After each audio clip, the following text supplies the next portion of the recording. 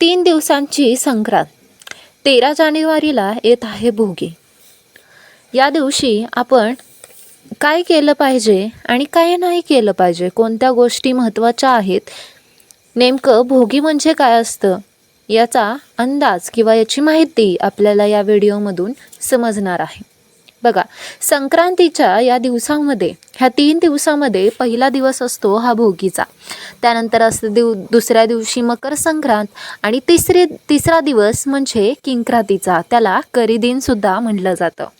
बघा, भोगीच्या दिवशी काय येते, पौर्णिमासुद्धा येते. मग आपण दर पौर्णिमेला सत्यनारायणाची पूजा करत असतो, तर भोगी आहे म्हणून सत्यनारायणाची पूजा केली पाहिजे का? तर याचं उत्तर आहे हो. भोगीच्या दिवशी सत्यनारायण करणं हे गरजेचं आहे, किंवा केलं तरी काही हरकत नाही. बघा, भोगी म्हणजे असतं भोग भोगणे. भोगीच्या दिवशी सूर्यदेवांची उपासना ही तितकीच महत्त्वाची मानली गेलेली आहे. भोगीच्या दिवशी सकाळी पहाटे उठून स्नानविधी आटपून जे काही घरातील देवपूजा आहे ती देवपूजा आपल्याला करायची आहे. घराचं अंगण असेल किंवा घराची स्वच्छता आपल्याला करायची आहे. आणि महत्त्वाचं म्हणजे आपल्याला जेव्हा आपण अंघोळ करणार आहे तेव्हा मेन उपाय करायचा आहे आपल्याला. आता अंघोळीच्या वेळेला आपल्याला उपाय कोणता करायचा आहे की जेणेकरून आपले जे काही भोग आहेत ते सर्व निघून जातील, आपली जी काही दुःख येणारी आहेत ती सर्व वर्षातली दुःख ही निघून जातील आणि एक सकारात्मक दृष्टिकोनातून आपण दररोजचं जीवन जगणार आहोत. यासाठी महत्त्वाचं काय आहे तर भोगीच्या दिवशी आपण जेव्हा अंघोळ करणार आहात तर अंघोळीच्या पाण्यामध्ये थोडेसे तीळ टाकायचे आहेत.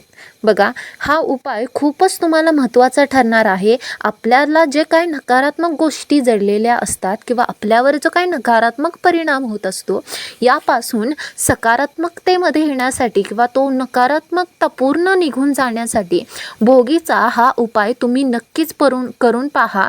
त्याचबरोबर तुम्ही स्वतः नाही तर कुटुंबातल्या प्रत्येक व्यक्तीच्या अंघोळीच्या पाण्यात हे तीळ टाकून तुम्ही त्यांना स्नानासाठी द्या. बघा, त्याचा चांगलाच परिणाम दिसून येणारे नकारात्मक गोष्टी यामुळे पूर्णपणे निघून जातील.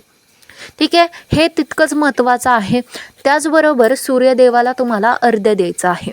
सूर्यदेवाला अर्घ्य देताना साध्या तांब्यात अजिबात द्यायचं नाही, तर तांब्यामध्ये पाणी ठेवून त्याला अर्घ्य द्यायचा आहे. अर्घ्य देताना त्या तांब्याच्या पाण्यामध्ये पाणी घेऊन तुम्ही त्यामध्ये हळदी कुंकू अर्पण टाकू शकता. त्याचबरोबर फुलं आहेत, जास्वंदीचं फुल तुम्ही टाकू शकता. आणि अर्घ्य देताना सकाळी तुम्हाला 7 ते 8 या वेळेमध्ये जेव्हा सूर्योदय होत असतो त्या वेळेचं फक्त 1 तासानंतर किंवा अर्ध्या तासात फक्त तुम्हाला ते अर्घ्य द्यायचं आहे. यामध्ये अर्घ्य देताना तुम्हाला ओम सूर्याय नमः किंवा ओम भास्कराय नमः या मंत्राचा जप करायचा आहे. आणि जेव्हा तुम्ही पाणी खाली टाकत असाल, अर्घ्य देत असाल, तेव्हा ते अर्ध्यातलं पाणी हे कुठल्या तरी झाडावर पडेल अशा परिस्थितीत आपल्याला ते अर्घ्य द्यायचं आहे. बघा, यानंतर भोगीचा अर्थ म्हणजे काय असतो की आनंदाचा उपभोग घेणारा असतो. ठीक आहे, या दिवशी आपण भोगीची भाजी करत असतो, बाजरीची भाकरी खाल्ली जाते या दिवशी. बघा, भोगीच्या भाजीचं हे महत्त्व खूपच महत्त्वाचं आहे. याच्या पाठीमागे शास्त्रीय कारण जडलेलं आहे. बघा, आत्ता उष्णतेचे जानेवारी फेब्रुवारी उष्णता निर्माण करण्याचे दिवस आहेत म्हटल्यानंतर थंडी बघा भरपूर पडलेली असते. यामध्ये उष्णता निर्माण करण्यासाठी हे घटक तिथं महत्त्वाचे ठरले जातात. जे अन्न आहे, पोषक अन्न आहे, त्यातून आपल्याला उष्णता निर्माण झाली पाहिजे. यासाठी हे भोगीची भाजी आणि बाजरीची भाकरी ही तिथं मुख्य भूमिका बजावत असते. आता याच्यामध्ये काय आहे तर भोगीच्या भाजीमध्ये वांगं असतं, वाटाणे असतात, गाजर असतील किंवा पावटा, म्हणजे या सीझनमधल्या ज्या हिवाळ्याच्या सीझनमधल्या भाज्या असतील त्यांचा समावेश ह्या भोगीच्या भाजीमध्ये केला जातो. सगळ्या मिक्स भाज्या या भोगीची भाजी बनवताना केल्या जातात की जेणेकरून जे काय सीझनची फळं आहेत, सीझनचे जे काय भाजीपाला आहेत, जे काय हे आहेत घटक आहेत त्यांचा आपल्याला खाण्यामध्ये समावेश करण्याचं हे महत्त्वाचं कारण आहे.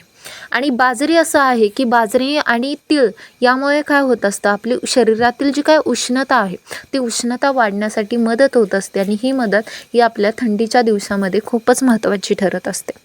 यामध्ये भोगीच्या भाजीमध्ये जे काय भाज्या आहेत ते टाकल्या जातात. त्याचबरोबर तीळ असतील, तिळाचं खूप महत्त्व आहे या भोगीच्या भाजीला, मकर संक्रांतीला.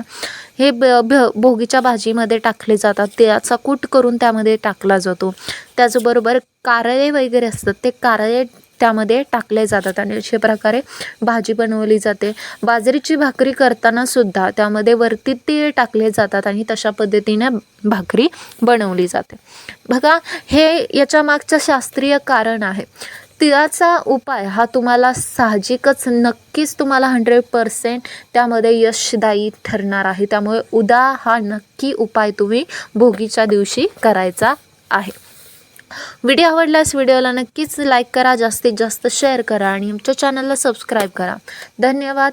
श्री स्वामी समर्थ आणि मकर संक्रांतीच्या तुम्हाला खूप खूप शुभेच्छा.